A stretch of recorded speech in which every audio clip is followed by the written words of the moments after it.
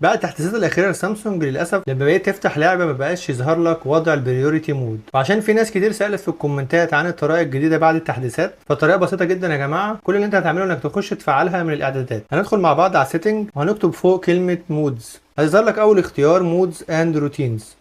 دي المودز والروتينز اللي انت عاملها على التليفون او اللي بتجيلك اصلا مع الموبايل. هتنزل تحت هتلاقي جيم، هي دي اللي انت بتدور عليها اصلا لما تيجي تفتح لعبه ما بقتش تظهر لك بره، هي دي اللي انت بتدور عليها. كل اللي انت عايز تعمله ان انت يبقى عندك الاوبشن ده ان هو يتفتح تلقائي، هتضغط عليه وهتخلي كلمه جيم از بينج بلايد هي اللي فوق باينه كده وجنبها شرطه حمراء. لو ما لقيتهاش هتلاقيها تحت هنا، تضغط عليها زائد هتضاف فوق، ده اللي احنا عايزين نضيفه. وبعد كده تعمل دان وبس كده. انت اول ما هتفتح اللعبه هتلاقي ظهر لك خاصيه الجيم مود ظهرت لك. فبعد كده لو فتحنا مثلا بابجي ونزلنا شريط الاشعارات من فوق هتلاقي مكتوب ان خاصيه الجيم مود شغاله، وضع عدم الازعاج وخاصيه الجيم شغاله. بس طب فرضا انت بقى ما لقيتش خاصيه الجيم ديت والمفروض انها موجوده عندك لان انت كنت عاملها قبل التحديث، هتعمل ايه؟ هتعمل اضافه مود جديد. يعني مثلا انا ضفت مود وسميته بابجي هنا اهوت، وعندك اول ما تفتح اللعبه انا اخترت ان انا اول ما افتح لعبه بابجي يشتغل المود ده، وبتعمل فيه كل الكاستمايز اللي انت عايز تعمله، زي ان انت مثلا في اشعارات معينه تجيلك او ما تجيش، او تقفل كل الاشعارات عن كل حاجه،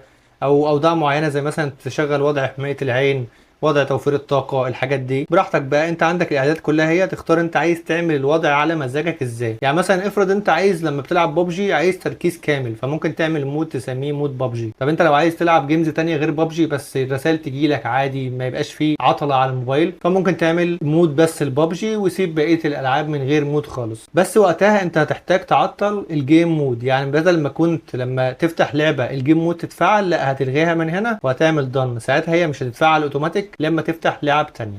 بس كده يا صاحبي، ما تنساش تعمل لايك وفولو، ولو عندك اي استفسار اكتبه لي في كومنت، واديك شفت ان انا برد على الكومنتات بتاعتك وكمان بعمل لك فيديو لو بتسأل على حاجة معينة.